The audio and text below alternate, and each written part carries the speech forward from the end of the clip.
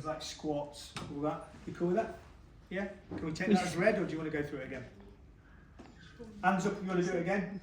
Hands down if you want to crack on. And so, lumbar spine. So remember, when you're talking about things, when you do it, say, I'm going to get them, if you're talking, you're going to say, well, I'm going to get them to do some active movements now. And what I'm looking for is whether it's good quality of movement, whether they're in any pain, and whether it's equal. And by saying things like that, again, you're qualifying, you understand why you're asking someone to move. You're not just asking someone to move to see whether they can just get there or just get here. It's like, you can see this was antalgic and very, very painful, and they had to bend their knees. And of course, they only got a small amount of lumbar flexion, and they've got virtually no lumbar extension because of pain. That gives us a lot of information. And in real life, it gives us a lot of information because you start to make a picture based on your subjective into your object. So basically, you're going to look at flexion, extension, side flexion, rotation, and a thing called quadrant. And a thing called quadrant is, if you forget it, get your hands and put it on the opposite hamstring, and it's a combination of all the different movements together. Okay, so that's what quadrant is. And then we are going to look at the neuroscreen. And so the neuroscreen, we pretty much we don't want to spend a lot of time on this. So we've got them in standing, and they've gone through their movements while they're standing. There is no passive movements for you guys when you do this. If you become a physio, osteopath, wherever, you might do some passive movements, but we just don't do it. So what we're going to do is get them to come and stand up for me. So what I do is, if you give me your hands, brilliant. So what I want you to do is to stand up. So let's say that the right leg is the leg that they've got some pain, some numbness down, pain in their low back, numbness in their right leg. So what I want you to do is stand on your left leg for me, 5 single leg squats, go. Okay, anyway, so you just 5, and I go, do it on this side for me, and let's, for example, say it's comparatively different. Their knees coming in, the control's poor, they can't even do it, it's painful or it's really weak. Then we're looking at L2, 3, okay? Then I go, right, okay, give me your hands again, walk on your heels towards me, on your heels, keep coming. And what I'm looking for here is active dorsiflexion, okay? Now when you get someone who has got a dorsiflexion problem at L4, what they do is this. They have no dorsiflexion. It is really common. In this room, the ones who become clinicians, you will see this all the time with people who've got disc problems, that they've got no dorsiflexion. They slap their foot as they walk because the dorsiflexion, L4 is being compressed in the foramen, and they've got some motor control loss because of that. And so that is dorsiflexion is L4. Then we do, bring your big toes up, pull us. Flexor and lucis longus is big toe extension L5. Okay, and again, when people have got a problem at L5, one toe comes up and it's big toe's really strong when you're standing, and you can't push it down, and the other one you can just push straight down to the ground. And so what you're doing is having the ability to push one down against the other, which stays up. So there's comparatively a difference. And then what we do then is your hands and come up and down 5 times. Go 2, 3. And never do these just once, because in real life it might take 20 reps. Not that we want you to do 20 reps in the OSCE, but get them to do at least 5, because you might not see a change on that first one, and then you might see it drop off on the others. And in real life, it may be 20 reps before they get a foot drop, or 20 reps before they can't raise up on their toes. We're not worried about real life at the minute, but in real life that's what happens. Cool. Okay, reflexes then. So we've got reflexes. So, do you want to climb up there? A couple of ways to do this. I'm sure some of the medics amongst you do it sitting. I don't like doing it in sitting. I just find it really awkward. So I tend to do it laying down. But I can do it. Sit there. You can do it in this position. So it says.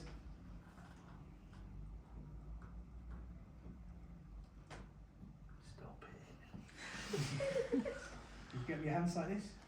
Pull your hands apart as hard as you can. Pull your hands apart. Okay.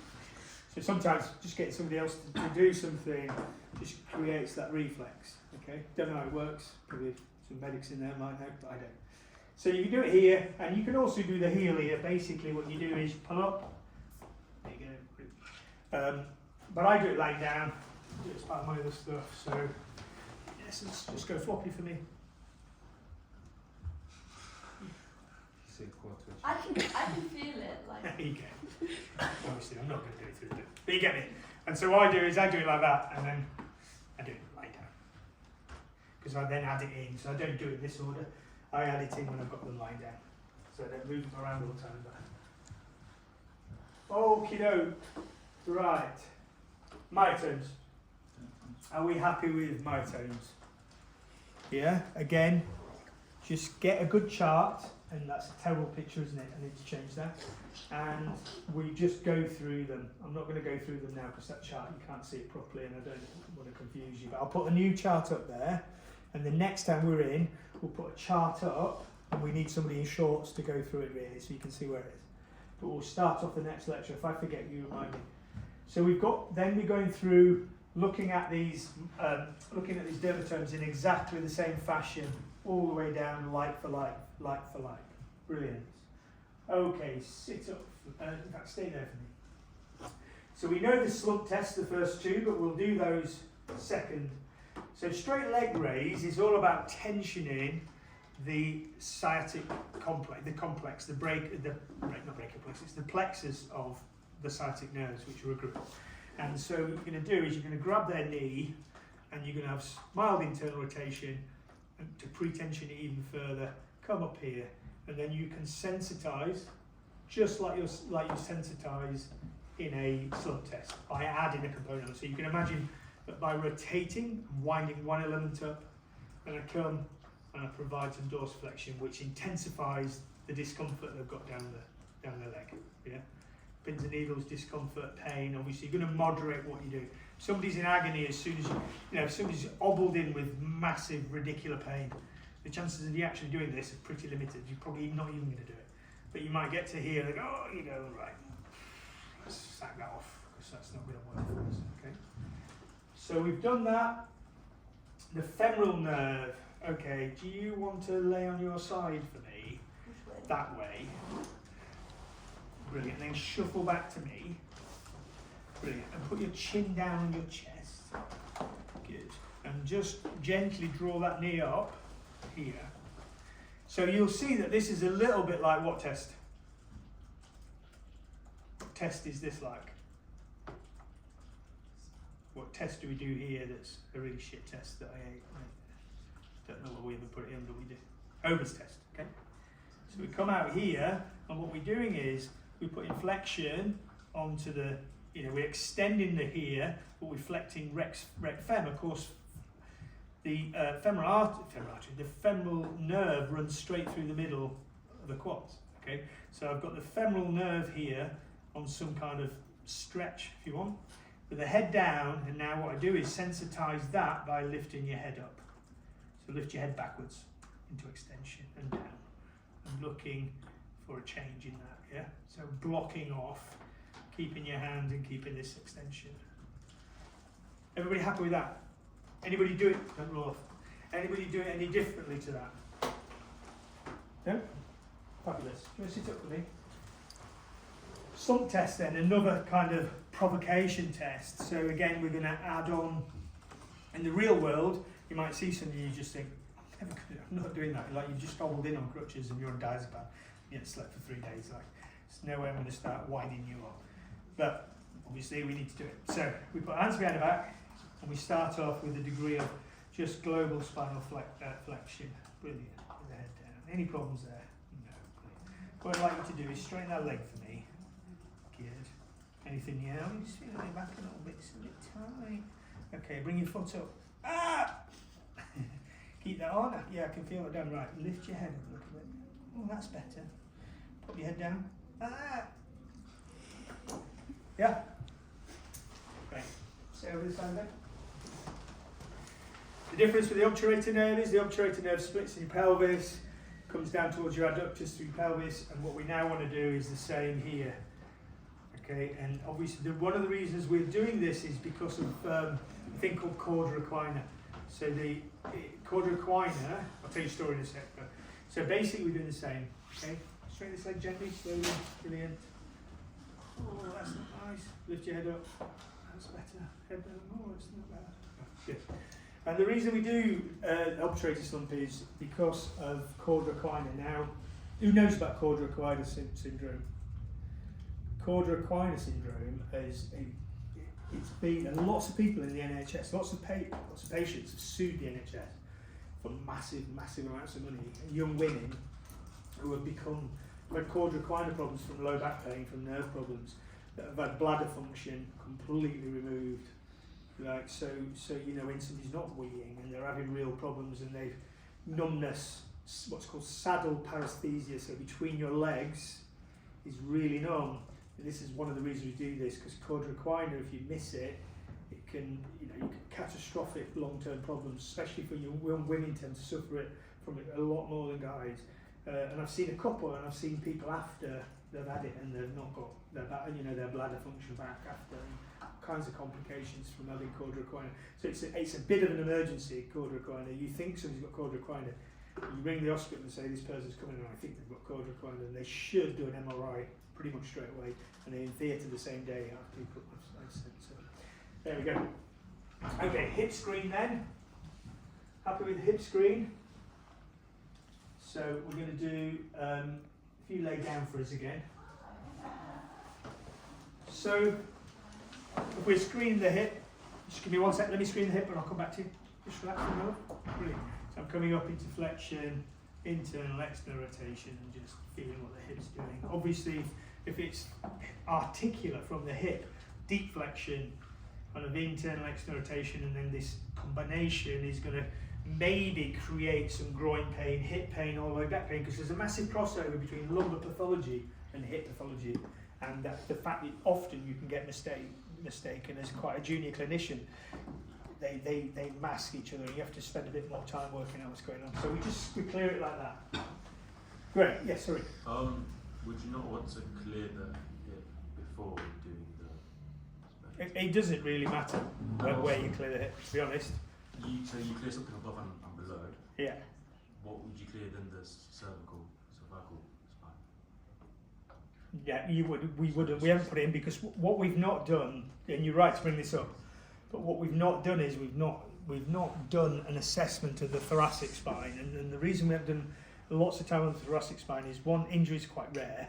Two, they are complicated because of rib angles and ribs, and three, there's all kind of conditions that are weird and wonderful, like thoracic outlet syndrome, which would take us off. So what we decided to do when we created this course is not really to look at the thoracic spine, but to kind of skip to the most common areas. It's like we took out, it's like we talked about the wrist, but there's no exams on the wrist. Yeah, there's no exams on the hand, just because it is so specialist. So we decided that we'd only got so much teaching time, and the thoracic spine was quite rare and quite specialist, and therefore we'd take it out. But you're quite right. And you would say that I would clear the joint above and below, and you clear the hip, and we go, don't worry about the thoracic spine.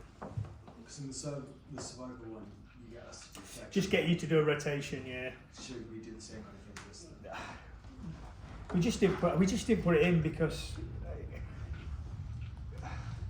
I mean, you could argue, yes, do rotation, but you'll lose no marks for missing it out just because we decided not to put it in as a teaching thing, really. So if you wanted to say that, and again, we're looking for a mark, please do, but it's not, when we took it out, we thought long and hard about it, just because when you start palpating the thoracic spine, you've got multiple rib angles, you've got spinous processes, you've got rib angles here, you've got costovertebral joints, and it's like you will never, like the doctors in here, no disrespect, but you'll never ever really examine it properly unless you become a rowing doctor, in which case it's oil tree, and you'll be sent for a scan anyway.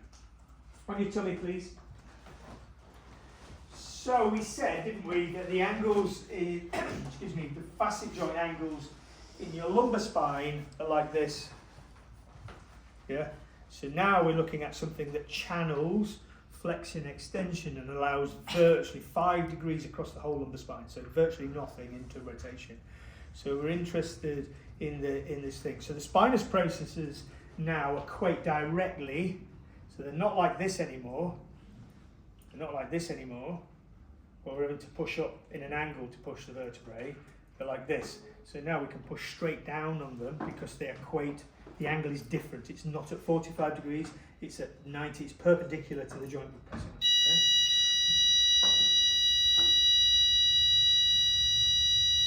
So we know that the ilium, if we come across the ilium crest and we bring our thumbs together, we know that that's L4. Yeah. So we know that the spinous process. Palpation. I haven't palpated yet. Sorry. Will you put that up first, Joe? Go back. Sorry. Rewind. Do you mind if I pull this up a tiny bit? So we're looking at palpation here, and what we're looking at palpating is erector spinae and quadratus lumborum. Now, erector spinae, who likes Chateaubriand's? Who likes a bit of steak? Who's veggie? See, anything you're veggie, I won't hold it against you. I will. Albert. You like steak? These are tenderloins. These are your Chateaubriand's, one of these. You like them? Big piece of beef. Oh, slice it up. So, erector spinae, the big muscles that go either side. So what we're interested in doing is palpating up those muscles till you hit kind of on a lady at the kind of base of the bra strap, on a bloke, just kind of start of the thoracic. Same again, coming up with some determination, so not like this.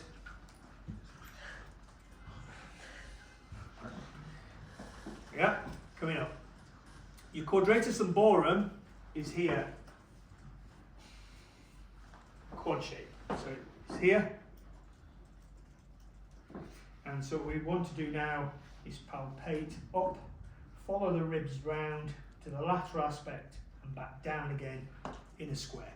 So up, up, square, square. Yeah? Okay. Then we've got the gluteals. Now we're clearly not going to let you examine somebody's piriformis, which is right, obviously in your bum cheek. Okay. So what you are going to do probably is palpate around the side of the sacrum, and then you would say that I would palpate down onto the sacroiliac joint, across the piriformis and the glute region. Yeah. Does that make sense? So you might palpate the glute med, which is quite easy to get to and not too personal.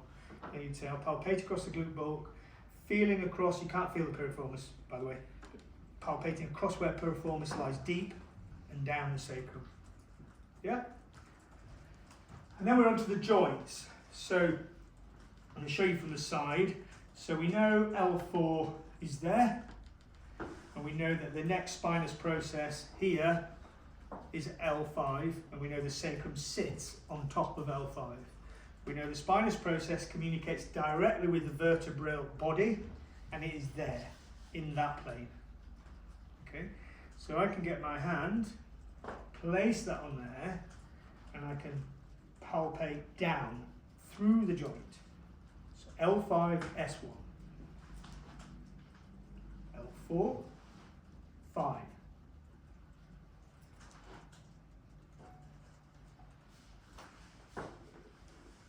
3, 4,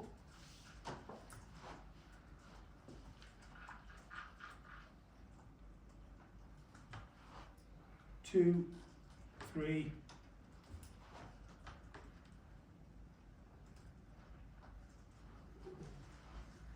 1, 2. Yeah? Obviously, I've been doing this a while and I don't need to do that. I can find where I'm at because I do it a lot. I did it a lot. Obviously, if you don't know, go back, find a reference point. If you know what L5S1 is and you want to count up from there. If you want to go back to doing this, it takes no time at all to kind of try and locate where you are from the ilium at L4, excuse me, L4, L5. Up with me so far? Any problems with that? Nope. Okay. So the same difference then now, what I do is I come back, so I'm back on my L4, L5. Now, same again, you can't really feel these facet joints because you've got this big bit of beef across the top of it, okay? You can't get to it. So you have to kind of palpate the region. And so where this would be relevant is, so in an OSCE, you're right there for a second. Yeah. So where this is relevant in an OSCE is, I'll give you a scenario, you turn the paper over, this lad's a young fastball cricketer, and he's gone up to, he's now 16, but he's playing with the adults. He's doubled the amount of overs he's doing every day, and he's developed extension low back pain. And so basically, every time he extends, what he's doing is he's sitting back on that joint, sitting back on his facet joint. And there's one or two diagnoses here. One is facet joint syndrome, he's irritated the joint, or there's some kind of pars fracture, which is common in people who extend like gymnasts. Okay, and so the pattern would be that no neurology would be positive, but extension would be positive, and extension with rotation when they joint would be positive, and palpation over that side would be positive, linked with an overuse. Does that make sense? Yeah. Did anybody guess that, or are we all like still not really? No? Who's talking to me? I've been at home. Okay. L4. So L5, S1. Come to the side. Use my fingers, my thumbs. Come in laterally. Push down, looking for any pain. Up, side, side, up, side, and go. Work my way up. Okay. So if someone has got a pattern where they extend and it's painful on one side, they side flex and it's painful on one side, they rotate and it's painful on one side, and it's in their lumbar spine, the chances are it's got something to do with the articular process on that side, okay?